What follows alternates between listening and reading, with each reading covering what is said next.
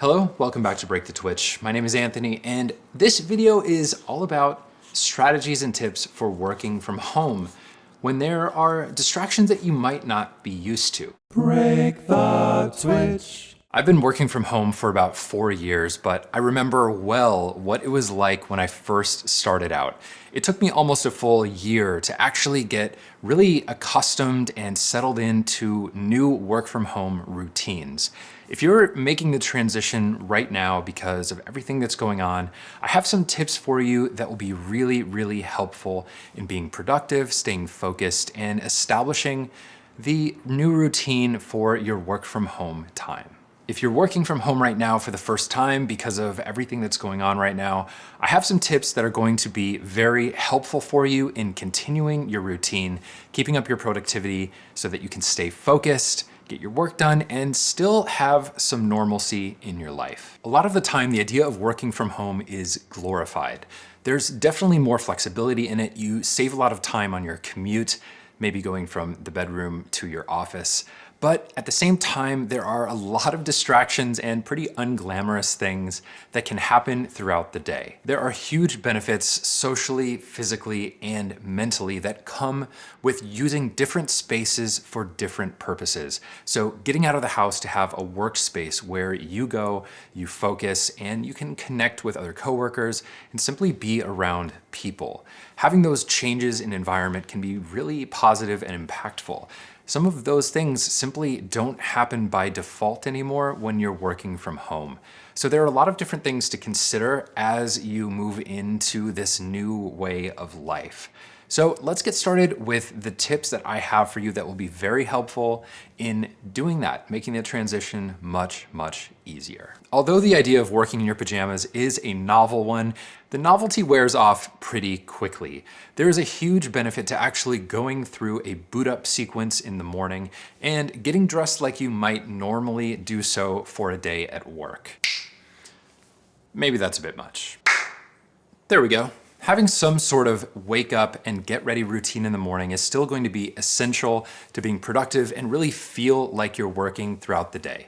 Personally, I usually wear a t-shirt because that's what I work in, but for you, do whatever makes sense and do whatever you're comfortable with. It'll be really helpful just maintaining some element of a morning routine, getting ready, and officially sitting down to do your work.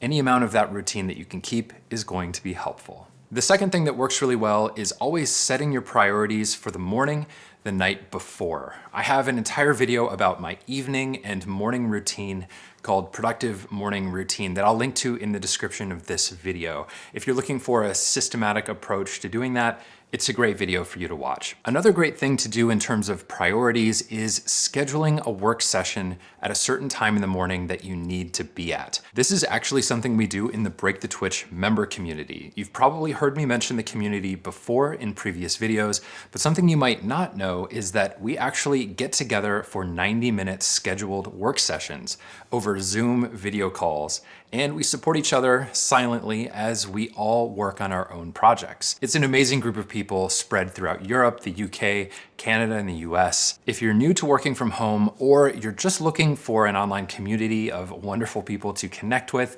and you'd like to hang out with me and do some work, I'd love to see you there, and I'd be happy to give you a free month of this co-working community space. So what I'll do is I'll put a code for a free month so you can come in and check it out. Down in the description of this video, you can see the link where you need to go and sign up there, and that will just be a first come, first serve situation. From there, the third thing is having a dedicated workspace. This is having either a desk or an area of your home dedicated so that your brain knows that when you step into that space, it is time to work. This is what's happening when you leave your home and go to an office or go somewhere where you're used to working, like a co-working space. Having that dedicated space will really help you get into the flow more quickly and get focused on what you need to do. There is an exception to this though, and I will say that if you're stuck or you're having a hard time getting focused, you can totally switch it up. Try taking your laptop into the kitchen or into the living room and just doing some work there. Sometimes switching up your environment can really help shake things up and get you into the zone when you're not able to do it in your typical workspace. Number 4, create work times and boundaries. This is essential, especially if you're working at home with a partner or with kids around. You need to create some boundaries for you and for them so that everyone can have peace and focus when they need to have it. I realize that there are some things that are just not realistic to have when it comes to kids around or certain situations. But in general, establish some sort of signaling system that you can use to tell people in your home that you are in a focused work session and you really need to be doing just that.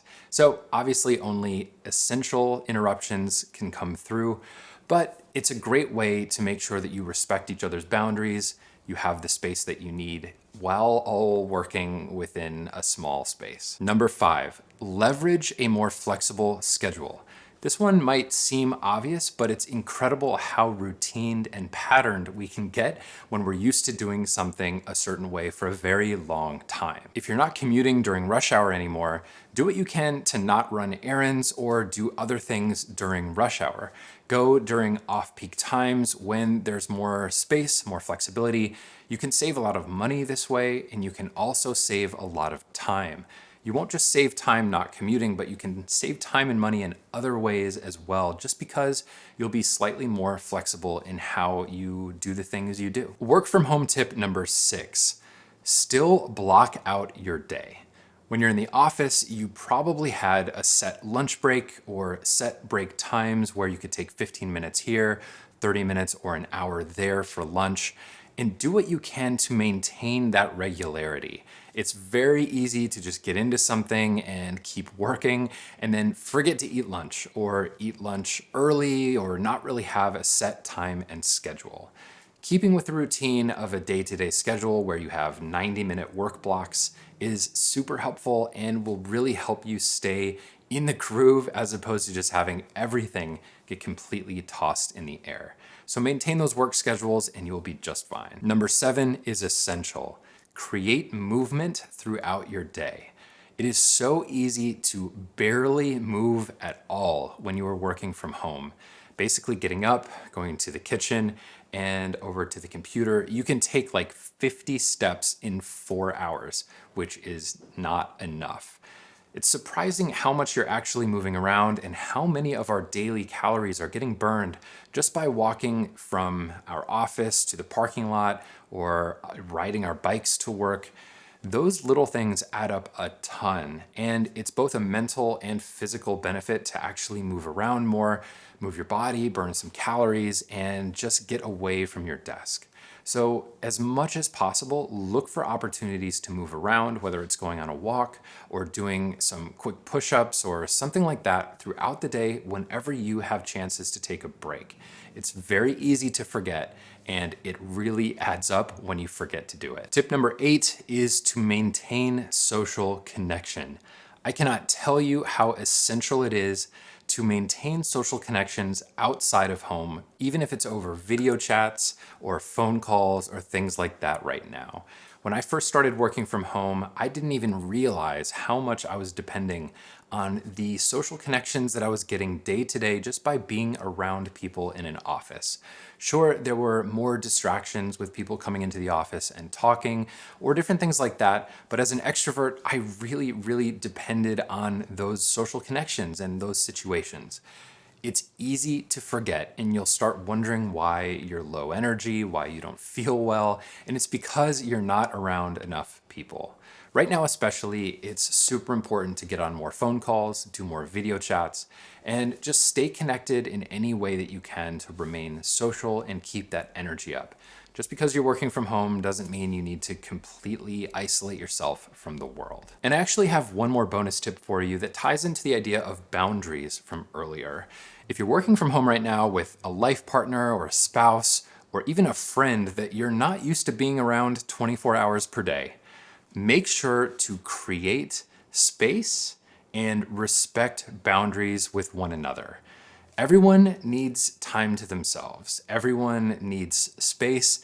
And when you're both trying to operate at home, both working on different things or the same things, it's very easy to interrupt each other. It's very easy to not give each other the space that you need to maintain a positive and healthy relationship. We'll actually be doing a video after this one that goes into detail about how to work at home with your partner or work with your partner and still maintain a balanced relationship. There are a lot of tips there too, and things that can be very difficult when you're both working in the same space. We will get to that in the next one. For now, I would love to know, what are some things that you do that help you stay focused and productive when working in an environment that is not typical, either working at home or working at coffee shops, anywhere outside of a normal office type setting? I would love to know in the comments below. And remember, if you want to come in for the community, I would absolutely do it now. The code to get the free month is in the description of this video. I would love to hop on a call, get to meet you, show you all the resources in the community and more. So we'll see you in there. Thank you so much for your attention. I'll see you in the next one.